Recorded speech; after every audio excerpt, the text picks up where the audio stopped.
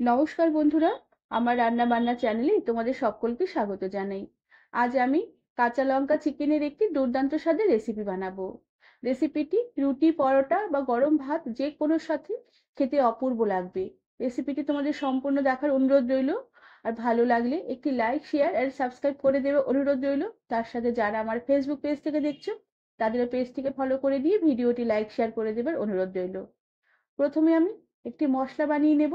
এর জন্য একটি পাত্রে 2 চামচের মতন টক দই নিয়ে নিলাম। তার সাথে নিয়ে নিলাম হাফ চামচের মতন কসুরি মেথি। আর তার সাথে নিয়ে নিলাম অল্প করে একটু ধনের গুঁড়ো আর বেশ খানিকটা গোলমরিচের গুঁড়ো। গোলমরিচের গুঁড়ো বেশ অনেকটা পরিমাণে দিতে হবে। আর তার সাথে দিয়ে দিলাম সামান্য একটু কাঁচা সর্ষের তেল। এবার এই সমস্ত দইয়ের সাথে মশলাগুলোকে বেশ ভালো করে মাখিয়ে নেব। মাখিয়ে আমি চিকেন আধ ঘন্টা আগেই নুন, হলুদ আর কাঁচা সর্ষের তেল দিয়ে মাখিয়ে রেখে দিয়েছিলাম। সেই মাখানো চিকেনগুলোকে এই দইয়ের মধ্যে দইয়ের মিশ্রণে আমি দিয়ে দিলাম। এবার দইয়ের মশলার মিশ্রণের সাথে চিকেনগুলোকে আবারও বেশ ভালো করে মাখিয়ে নেব। মাখিয়ে আরো আধ ঘন্টা এভাবে আমি রেখে দেবো। এরপর আমি রান্নাটা শুরু করব। এই কাঁচা লঙ্কা চিকেন রেসিপিটি বানাবার আগে চিকেনকে দুবার ম্যারিনেশন করে প্রায় ঘন্টা খানেক রেখে দিতে হবে। তবে পারলে সময় থাকলে আরো বেশি রাখলে ভালো হয়, তবে হাতে সময় কম থাকলে অন্তত ঘন্টা খানেক ম্যারিনেশন করে রাখলে এই চিকেনের স্বাদ বেশ ভালো হবে। আর এদিকে আমি একটি পাত্রে গরম জল বসিয়ে দিয়েছি। আর তাতে একটি মিডিয়াম সাইজের ক্যাপসিকামকে কেটে টুকরো করে দিয়ে দিলাম। তার সাথে বেশ খানিকটা কাঁচা লঙ্কা আমি এই জলে দিয়ে দিলাম। এবার এই ক্যাপসিকাম আর কাঁচা লঙ্কা একসাথে গরম জলে কিছুক্ষণ আমি সেদ্ধ করে নেব।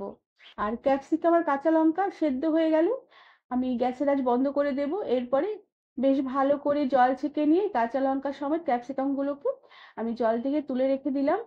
আর এরপরে বেশ ভালো করে বেশ একটু ঠান্ডা করে নেব। ঠান্ডা হয়ে গেলে আমি সমস্ত ক্যাপসিকাম আর কাঁচা লঙ্কা গুলোকে বেশ ভালো করে আমি মিহি করে পেস্ট করে নিয়েছি। তার সাথে আমি আরেকটি মশলা বানিয়ে নেব। এর জন্য একটি মিক্সার গ্রাইন্ডারের বাটিতে আমি একটি মিডিয়াম সাইজের পেঁয়াজের অর্ধেকটা কুচিয়ে দিয়ে দিলাম। তার সাথে 10-12 কোয়া রসুন দিয়ে দিলাম। সাথে খানিকটা আদা কুচি দিয়ে দিলাম। আর তার সাথে দিয়ে দিলাম প্রায় 2 চামচের মতন সাদা তিল। তোমরা চাইলে সাদা তিলের বদলে এখানে যে কোনো বাদামও ইউজ করতে পারো। সেক্ষেত্রেও এই চিকেনের রেসিপির স্বাদ দুর্দান্ত হয়। এবার অল্প জল দিয়ে সমস্ত মশলাগুলোকে বেশ ভালো করে পেস্ট করে নেব। এরপরে আমি রান্নাটা শুরু করব। এর জন্য প্রথমে কড়াতে তেল গরম করে নিয়ে আমি আলু কেটে রেখেছিলাম, আলুগুলোকে দিয়ে দিলাম। আলুতে দিয়ে দিলাম পরিমাণ মতো নুন আর তার সাথে পরিমাণ মতো হলুদ গুঁড়ো। এবার নুন হলুদ দিয়ে আলুগুলোকে বেশ লাল করে ভেজে নেব। আলুগুলো ভাজতে ভাজতে বেশ লাল লাল গোল্ডেন কালার হয়ে আসলে সমস্ত আলুগুলোকে বেশ ভালো করে তেল ছেঁকে কড়া থেকে উঠিয়ে রেখে দিলাম। এরপরে কড়ার এই তেলেই আমি এলাচ, দারচিনি, লবঙ্গ আর বেশ অনেকটা পরিমাণে গোলমরিচ থেতো করে রেখেছিলাম, সে থেতো করা গরম মশলা ফোড়ন দিলাম। গরম মশলা ফোড়নের সুন্দর একটা গন্ধ উঠে এলে এবার আমি কয়েকটা চেরা কাঁচা লঙ্কা দিয়ে দিলাম। আর তার সাথে খানিকটা পেঁয়াজ কুচি দিয়ে দিলাম। এবার কাঁচা লঙ্কা পেঁয়াজ কুচি বেশ ভালো করে নেড়ে চেড়ে হালকা করে ভেজে নেব। এবার পেঁয়াজ তাড়াতাড়ি নরম হয়ে আসার জন্য পেঁয়াজে দিয়ে দিলাম পরিমাণ মতো নুন আর পরিমাণ মতো হলুদ গুঁড়ো। আমি নুনের পরিমাণটা এখানে একবারই দিয়ে দিলাম। আর নুনের পরিমাণটা বুঝে দিতে হবে, কারণ এর আগে আলু ভাজার সময় নুন দিয়েছি, মাংস নুন দিয়ে ম্যারিনেশন করে রেখে দিয়েছিলাম।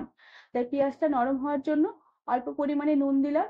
আর নুন হলুদ দিয়ে বেশ ভালো করে পেঁয়াজগুলোকে বেশ নরম করে লালচে করে একটু ভেজে নেব। পেঁয়াজ লালচে আর নরম হয়ে এলে আমি যে মাংসের মশলা করে রেখেছিলাম, প্রথমে আমি পেঁয়াজ, আদা, রসুন বাটা দিয়ে দিলাম। আর এরপরে আমি যে ক্যাপসিকাম আর কাঁচা লঙ্কা বেটে রেখেছিলাম সেই ক্যাপসিকাম কাঁচা লঙ্কা বাটা দিয়ে দিলাম। এই রান্নাতে কাঁচা লঙ্কার পরিমাণটা একটু বেশি দিতে হবে, ঝালের পরিমাণটা একটু বেশি দিতে হবে। তাই কাঁচা লঙ্কার গোলমরিচের পরিমাণটা এখানে বেশি দিয়েছি। তবে ক্যাপসিকামটা এখানে অপশনাল, সবুজ কালার করার জন্য ক্যাপসিকামটা দিয়েছি। তবে তোমরা চাইলে এখানে লাল লঙ্কার গুঁড়ো বা কাশ্মীরি লঙ্কার গুঁড়ো ব্যবহার করতে পারো। সেক্ষেত্রে চিকেনের কালারটা একটু লালচে লালচে হবে। আমি চিকেনের কালারটাকে সবুজ রাখার জন্য আমি কোনো রকমের লাল লঙ্কার গুঁড়ো বা কাশ্মীরি লঙ্কার গুঁড়ো ব্যবহার করিনি। এবার সমস্ত মশলাগুলোকে বেশ ভালো করে নেড়েচেড়ে কষিয়ে নিয়েছি। মশলা বেশ নাড়তে নাড়তে তেল ছেড়ে এসেছে। এবার আমি প্রথমে ভেজে রাখা আলুগুলোকে মশলাতে দিয়ে দিলাম। তার সাথে আমি যে মাংস ম্যারিনেশন করে রেখেছিলাম সেই ম্যারিনেশন করা চিকেনগুলোকেও এবার মশলাতে দিয়ে দিলাম। এবার সমস্ত আলু, চিকেন বেশ ভালো করে মশলার সাথে নেড়েচেড়ে কষিয়ে নেব। আর এর জন্য যে পাত্রে আমি চিকেন ম্যারিনেশন করে রেখে দিয়েছিলাম সেই পাত্রের গায়ে বেশ খানিকটা মশলা লেগেছিল। সেই পাত্রটা ধুয়ে অল্প পরিমাণে একটু জল দিয়ে দিলাম। জল দিয়ে বেশ ভালো করে নেড়ে চেড়ে নেব, তবে জলের পরিমাণটা খুবই সামান্য পরিমাণে দিতে হবে। বেশ ভালো করে এবার নেড়ে চেড়ে নেবার পরে আমি গ্যাসের আঁচটা একটু কমিয়ে দিয়ে ঢাকা দিয়ে রেখে লো আঁচে কিছুক্ষণ রান্না হতে দেব। এতে চিকেনের যে জল আছে সে জলটা বেরিয়ে আসবে। আর এরপরে এই জলটা শুকিয়ে তেল ভেসে ওঠা অবধি আমি সমস্ত চিকেনগুলোকে বেশ ভালো করে কষিয়ে নেব। তবে সমস্ত কষানোর প্রক্রিয়াটা আমি গ্যাসের আঁচ কম করেই করব। গ্যাসের আঁচ বাড়িয়ে চিকেন কখনো কষালে চিকেনের স্বাদ ভালো হয় না। এভাবে লো আঁচে বেশ ভালো করে ঢাকা দিয়ে ঢাকা খুলে চিকেন আমি সময় নিয়ে কষিয়ে নিয়েছি। চিকেন আলু বেশ অনেকটাই মজে এসেছে, বেশ খানিকটা সেদ্ধ হয়ে এসেছে। আর তার সাথে মশলার জল শুকিয়ে গিয়ে মশলা থেকে তেলও ছাড়তে বেশ শুরু করে দিয়েছে। আর খুব সুন্দর একটা গন্ধ বেরোচ্ছে। এভাবে বেশ ভালো করে চিকেন কষিয়ে নেবার পরে এবার আমি অল্প পরিমাণে গরম জল দিয়ে দেবো চিকেনগুলো আলুগুলো আর একটু ভালো করে সেদ্ধ হওয়ার জন্য। তবে জলের পরিমাণটা আমি কমই দেবো। চিকেনটা আমি মানে গ্রেভি গ্রেভি রাখবো, খুব একটা ঝোল ঝোল রান্না করব না। অল্প পরিমাণে গরম জল দিয়ে বেশ ভালো করে নেড়ে চেড়ে নিলাম। তার সাথে আবারও কয়েকটা চেরা কাঁচা লঙ্কা দিয়ে দিলাম। আর এবার ঝোলটাকে বেশ ভালো করে কিছুক্ষণ ফুটিয়ে নেব। এরপরে গ্যাসের আঁচ কমিয়ে দিয়ে ঢাকা দিয়ে রেখে লো আঁচে কিছুক্ষণ চিকেন আমি রান্না হতে দেব। কিছুক্ষণ এইভাবে ঢাকা দিয়ে রেখে লো আঁচে চিকেন রান্না করে নিয়েছি। চিকেন খুব সুন্দরভাবে সেদ্ধ হয়ে গেছে, আলুও খুব সুন্দরভাবে সেদ্ধ হয়ে গেছে। এবার ঝোলে নুনের পরিমাণটাকে চেক করে নেব। যদি নুন লাগে এই সময় নুন আরেকটু দিয়ে দেওয়া যেতে পারে। এবার বেশ ভালো করে চিকেনটাকে নেড়ে চেড়ে নেব।